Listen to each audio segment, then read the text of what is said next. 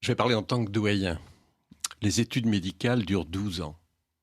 Ces 12 ans sont 12 ans de formatage et d'illusion. Il n'y a rien de scientifique, ni dans ce qu'ils apprennent, ni dans la prise de conscience de ce qu'est une démarche scientifique.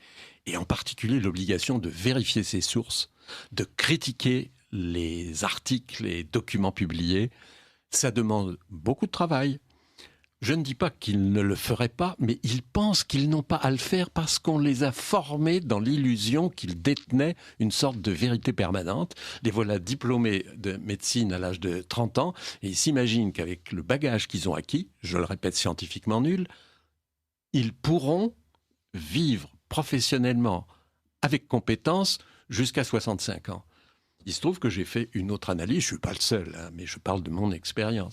Je passe tous les jours 3 à 4 heures à lire des grandes revues médicales internationales, malheureusement en anglais, ce qui ne facilite pas les choses de nos médecins français qui, le moins qu'on puisse dire, c'est qu'ils ne maîtrisent pas la langue. J'ai parlé tout à l'heure de prescrire, c'est une garantie chez les médecins, parce que c'est la seule revue française de langue française de qualité, mais il est clair que s'ils lisaient un peu plus la littérature médicale qu'ils ne le font, mais ils le font pas ils le font pas, mais c'est pas par paresse. Ils ne le font pas parce qu'ils pensent qu'ils sont. J'appelle un cardiologue à propos des statines un jour, et il me dit son point de vue. Je traite, mais je dis tu te bases sur quoi? Tu as lu les papiers qui concernent les statines? Il éclate de rire et il me dit mais enfin, on est tous d'accord. Tout le monde est d'accord. Attends. Tout le monde est d'accord. Mais tu l'as entendu dire où? mais dans le dernier congrès, j'ai rencontré plein d'amis, on a pris un pot ensemble, tout le monde était d'accord. Voilà, c'est ça. Il y a, de la part des médecins, une illusion sur ce qu'ils savent. Une illusion sur la pérennité toute leur vie professionnelle du savoir acquis dans leur jeunesse. Tout est à revoir dans la formation des médecins, sur tous les plans, à la fois sur le plan des relations humaines avec leurs malades. La médecine, c'est pas une science, ou plutôt c'est une science sociale et psychologique autant que de sciences dures. Mais ils n'ont ni l'une ni l'autre des formations. Ils ont appris par cœur ce qui était considéré comme vrai au moment où ils l'ont appris, c'était déjà périmé en général, et ils vont vivre toute leur vie avec ça. J'ai fait 20 fois l'expérience. L'histoire des statines, pour moi, était fascinante. Bon, j'ai lu à peu près 900 ou 1000 articles sur les statines. Je me trouve devant des cardiologues qui n'en ont lu aucun. Comment voulez-vous qu'il y ait une discussion? C'est pas possible. Autrement dit, je répète, ça doit partir des malades qui doivent être inquiets de ce qu'ils entendent là, qui doivent se poser des questions, qui doivent poser des questions à leurs médecins. Et les médecins généralistes sont des gens qui ont envie de servir et d'aider leurs malades et qui ont le moyen, s'ils le veulent, de remonter aux sources.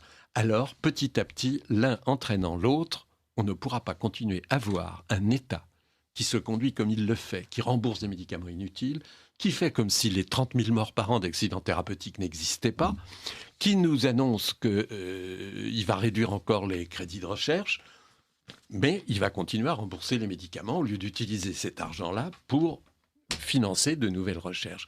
Tout est à revoir.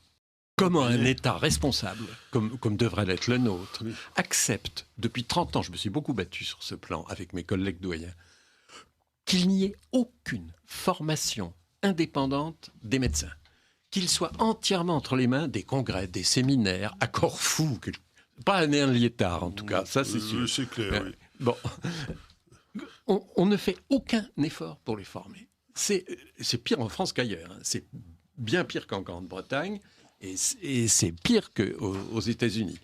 Alors, les malheureux, entre le quotidien du médecin, le journal qui leur répand la vérité de l'industrie pharmaceutique, les visiteurs médicaux et les congrès financés par l'industrie, comment voulez-vous qu'ils accèdent à un minimum de vérité et d'esprit critique? Malheureusement, il y a un très grand nombre de sites internet qui sont créés et nourris par l'industrie pharmaceutique. Il est dès lors pas facile, toujours en tout cas, pour le malade de savoir s'il est devant des gens indépendants ou pas indépendants. Mais vous avez raison, les progrès se font petit à petit, et il y a beaucoup à attendre de cette recherche personnelle du malade.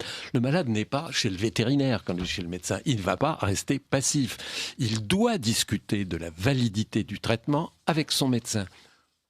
Je ne crois pas que les médecins se rebelleraient contre ça. Ça fait partie de la relation de confiance entre eux et leurs malades. Et une relation de confiance, ça se construit, et ça se